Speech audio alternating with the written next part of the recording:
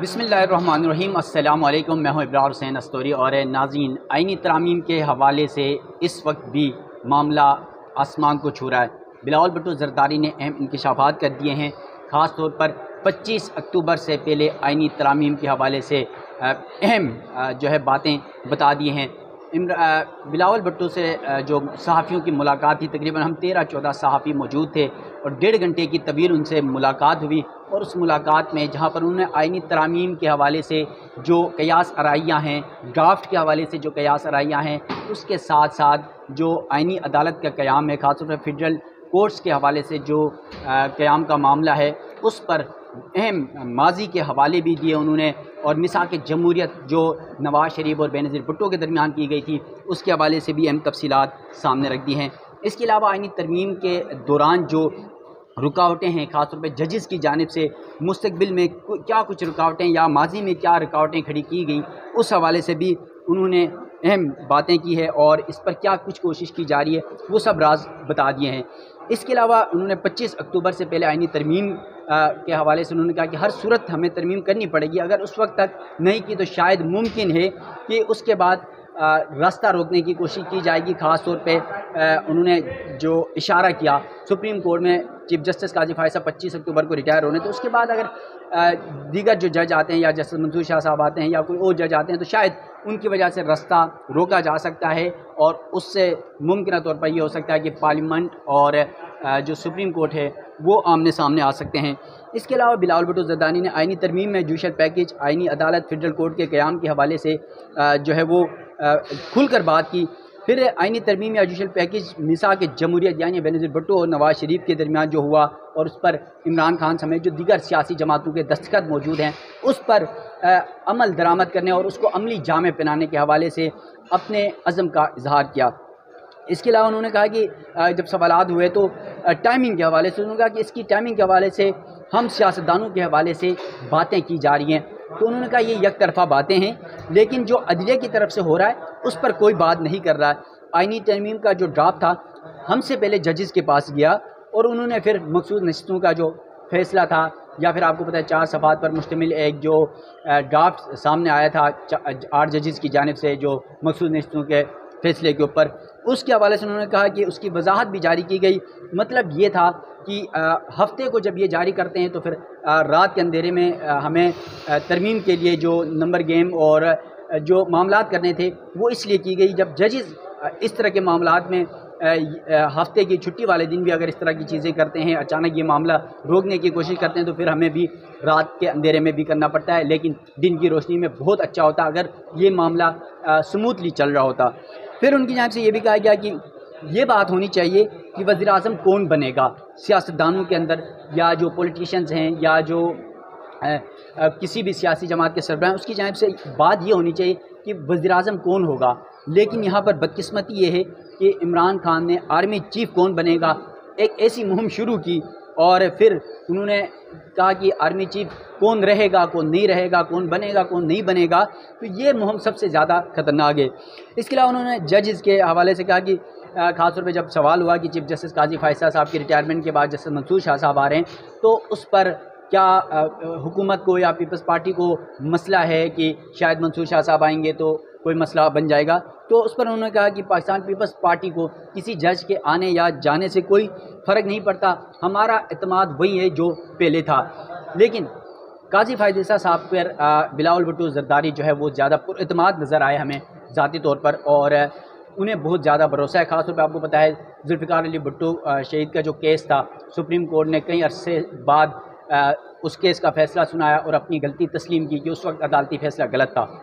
तो हो सकता है इस वजह से भी बिलावल जो है वो काजी फायद ईसा के ज़्यादा मोतरज़ हमें नज़र आए। फिर उन्होंने कहा कि पीपल्स पार्टी ने माजी में ये सबसे अहम सवाल था, क्योंकि हुकूमत में होते हुए बिलावल भुट्टो ज़रदारी नवाज़ शरीफ को टारगेट करते हैं और मुस्लिम लीग नून की सियासत पर तनकीद करते हैं। और कल भी जब ये सवालात हो रहे थे तो उन्होंने कहा कि पाकिस्तान पीपल्स पार्टी में माजी में जो है वो किसी भी मुकदमे के लिए अदालतों के अंदर वकला हायर किए, यानी वकला को मुकर्रर किया, लेकिन दूसरी जानिब नवाज़ शरीफ डायरेक्ट जज ही वो हायर कर लेते थे اور اسی لیے ہمارے ججز کے حوالے سے اتنا کوئی بھروسہ نہیں، کسی کے آنے جانے سے ہمیں کوئی فرق نہیں پڑتا۔ پھر انہوں نے کہا کہ قاضی فائز صاحب ماضی کے چیف جسٹس کے نسبت جو ہے وہ بہت سارے معاملات میں بہت بہتر، بہت اچھے ہیں، خاص طور پر آئینی اور قانونی معاملات کے اندر وہ آئین اور قانون سے باہر نہیں نکلتے اور ان کی گرفت بھی بہت اچھی ہے۔ پھر انہوں نے چند ماضی کے چیف جسٹس صاحبان کے حوالے بھی دیے، افتخار چودھری کا حوالہ دیا، ثاقب نثار کا۔ انہوں نے کہا کہ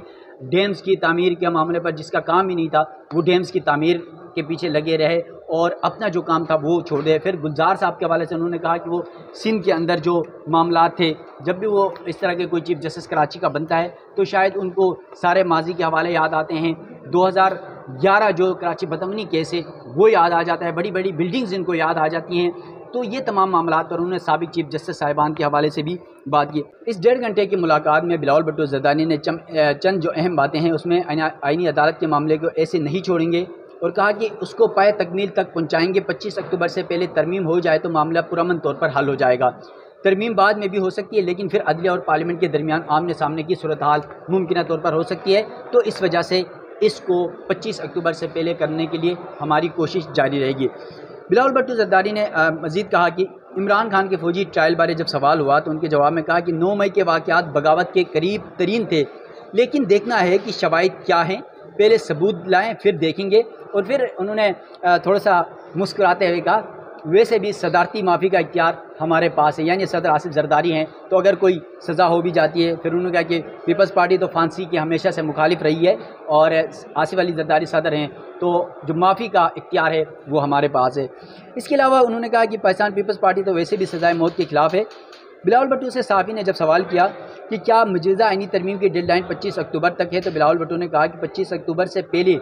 ترمیم ہو جائے تو معاملہ پرامن طور پر حل ہو جائے گا۔ آئینی ترمیم بعد میں بھی ہو سکتی ہے لیکن پھر آمنے سامنے کی صورتحال ہو سکتی ہے، لیکن آئینی عدالت کے معاملے کو ایسے نہیں چھوڑیں گے، اسے ہر صورت پائے تکمیل تک پہنچائیں گے، کیونکہ یہ میثاق جمہوریت شہید بینظیر بھٹو کا جو تھا منشور تھا اور پاکستان پیپلز پارٹی کا منشور ہے کہ اس کو ہم پائے تکمیل تک پہنچائیں گے۔ اس دوران صحافی کی جانب سے سوال کیا گیا کہ آئینی عدالت کا خیال اب کیوں آیا، خاص طور پر اس کی ٹائمنگ کے حوالے سے، تو بلاول نے کہا کہ ہم پہلے ہی بہت تاخیر کا شکار ہو چکے ہیں، ہمارا تو 2006 کا مطالبہ ہے اور یہ ہمارے منشور کا حصہ ہے۔ انہوں نے سوال اٹھایا کہ عدلیہ نے جو کیا اس کی ٹائمنگ پر کیوں بات نہیں ہو رہی، جس طرح مقصود نشستوں پر حکم امتناعی جاری کیا گیا اس کی ٹائمنگ پر بات کیوں نہیں کی جاتی، جب 14 ستمبر کو پارلیمنٹ کا اجلاس ہونا تھا اس وقت ہفتے والے دن ججز کے 4 صفحات کی وضاحت کی ٹائمنگ پر بھی سوالات کیوں نہیں اٹھائے جاتے، خاص طور پر سوشل میڈیا اور میڈیا کے اندر جو یہ باتیں ہو رہی ہیں کہ جلد بازی میں آئینی ترمیم لائی جا رہی ہے، رات کے اندھیرے میں آئینی ترمیم لائی جا رہی ہے، تو اس سوالات کے وہ جوابات دے رہے تھے کہ ان باتوں پر لوگ رائے کیوں نہیں دے رہے ہیں، میڈیا سوشل میڈیا پہ اس کے جوابات کیوں نہیں دیے جا رہے ہیں۔ پھر بلاول بھٹو نے کہا کہ آئینی عدالت کے سربراہ کی مدت 3 سال کی ہوگی، فوجی عدالت کے قیام کے حق میں نہیں، جبکہ وفاقی جو آئینی عدالت کے قیام کا جواز ہے سپریم کورٹ کی اپنی مرضی کی تاریخ ہے۔ کراچی بدامنی کیس کا انہوں نے حوالہ دیا جو ہر بار کہتا ہے کہ اس کو دہرایا جاتا ہے کہ کراچی بدامنی کیس 2011 سے اب تک چل رہا ہے، کبھی اس میں سے واٹر کمیشن بن جاتا ہے اور واٹر کمیشن وہاں بھی جاتا ہے جہاں پانی ہی نہیں ہے۔ کراچی بدامنی کیس کا بہانہ بنا کر عدلیہ نے ہمارا بلدیاتی نظام ہی متاثر کر دیا، یعنی سندھ کا جو بلدیاتی نظام ہے وہ متاثر کر دیا، وہ آپ کو یاد ہو چیف جسٹس گلزار کے دور کی یہ باتیں ہیں۔ پھر بلاول بھٹو نے سوال میں کہا کہ کیا بدامنی صرف کراچی میں ہے، خیبر پختونخوا اور بلوچستان میں بدامنی نہیں؟ انہوں نے کہا کہ کھیل تو یہ کھیلنا چاہیے کہ کون بنے گا وزیر اعظم، لیکن یہاں کھیل کھیلا جا رہا ہے کہ کون بنے گا آرمی چیف اور کون نہیں بنے گا، یہ کھیل کھیلا جا رہا ہے۔ آئینی ترمیم نہ ہونے کی صورت میں پیدا ہونے والے حالات پھر شاید کسی کے کنٹرول میں نہ رہیں۔ 18ویں ترمیم سے مارشل لاء کا راستہ روکا، ہم نے صوبوں کو خود مختار بنایا اور آج صوبے خود مختار حیثیت سے فیصلے کر رہے ہیں۔ بلاول بھٹو نے اس کے علاوہ کہا کہ جیسے ہی عدلیہ اصلاحات ججز کے علم میں آئی، یعنی وہ کہہ رہے ہیں کہ ہمیں جب ڈرافٹ حکومت کی جانب سے جب ڈرافٹ ہمارے پاس بھی نہیں آئے اس سے پہلے وزیر قانون کے ذریعے ججز کے سامنے رکھا گیا، جوڈیشل کمیشن کے سامنے رکھا گیا اور چیف جسٹس اور جسٹس منصور شاہ کے سامنے رکھا گیا، تو اس پر وہ کہہ رہے ہیں کہ سپریم کورٹ کا مخصوص نشستوں پر فیصلہ اور 4 صفحات پر مشتمل وضاحتی نوٹ آ گیا۔ آئینی ترمیم کا مسودہ پہلے میرے پاس نہیں آیا بلکہ پہلے وزیر قانون نے سپریم کورٹ میں جا کر ججوں کو بتایا کہ ہم آئینی ترمیم کے ذریعے عدلیہ کی ریفارمز لا رہے ہیں۔ ججز کو بتانے کے بعد سپریم کورٹ کے مخصوص نشستوں پر فیصلہ آ گیا اور ہمارے جو نمبرز پورے تھے انہیں کم کر دیا گیا۔ سپریم کورٹ کا فیصلہ جوڈیشل ریفارمز میں براہ راست عدالتی مداخلت تھی، جب بات عدالت کی طاقت کم کرنے کی آئی تو عدلیہ کا ادارہ اکٹھا ہو گیا۔ اس کے علاوہ بلاول بھٹو نے تاکہ جب یہ جو فیڈرل کورٹ بنے گی جس کو آئینی عدالت کہا جا رہا ہے بنے گی تو اس کے جو ججز ہوں گے وہ 9 ججز ہوں گے، اور ان ججز میں تقسیم ایسی ہوگی کہ تمام صوبوں کی برابر نمائندگی ہوگی، اور جو کمپٹنٹ جج ہوگا، جو کمپٹنٹ چیف جسٹس ہوگا وہی چیف جسٹس ہوگا۔ ابھی تک کسی ایک اسپیشل شخص کے لیے قانون سازی نہیں کی جا رہی، یہ غلط تاثر دیا جا رہا ہے۔ ہمارا تو میثاق جمہوریت کا جو معاہدہ تھا اس پر ہم عمل درآمد کرنے کی کوشش کر رہے ہیں، اور یہ عمل درآمد ہم ہر صورت کرائیں گے، کیونکہ ہمارے منشور کا حصہ رہا ہے 2006 سے اب تک۔ تو اس پر انہوں نے پھر جو ہے بلاول کی جانب سے یہ بھی کہا گیا کہ ججز کے حوالے سے خاص طور پر انہوں نے کہا کہ آئین کے جو آرٹیکل 63A کا سپریم کورٹ میں کیس چل جائے، ممکنہ طور پر وہ اس کیس کی سماعت میں بھی آ سکتے ہیں۔ اور بلاول ماضی میں ہم نے دیکھا کہ یہاں پر جب ذوالفقار علی بھٹو شہید کا جب کیس یہاں پر چل رہا تھا چیف جسٹس قاضی فائز کی عدالت میں، اور اس وقت بھی وہ یہاں پر آتے رہے، اس کیس کو وہ سنتے رہے، اور ایک وقت وہ بھی تھا جب ہم نے دیکھا شہید رانی کا بیٹا ذوالفقار علی بھٹو کا نواسہ جب سپریم کورٹ سے فیصلہ آیا تو ان کی آنکھوں سے آنسو برس رہے تھے۔ یقیناً ایک نواسے کے لیے وہ تاریخی لمحہ تھا جب اس کے نانا کو بے گناہ پھانسی پر چڑھایا گیا، اور اسی عدالت نے اس کو غلطی تسلیم کیا، اور پھر وہ پاکستان پیپلز پارٹی کی، بلاول بھٹو کی پیپلز پارٹی اور جو عوام تھی ان کی جیت تھی۔ یقیناً یہاں پر میں ایک بات بتانا ضروری سمجھتا ہوں کہ میں تقریباً کوئی 4-5 سال پہلے پیپلز پارٹی کی بیٹ کر چکا ہوں۔ بلاول بھٹو اس ٹائم کچھ نئے تھے سیاست سے، یقیناً جس گھرانے سے وہ تعلق رکھتے ہیں، بھٹو کے نواسے ہیں اور شہید بی بی کے بیٹے ہیں، سیاست اور جو جمہوریت ہے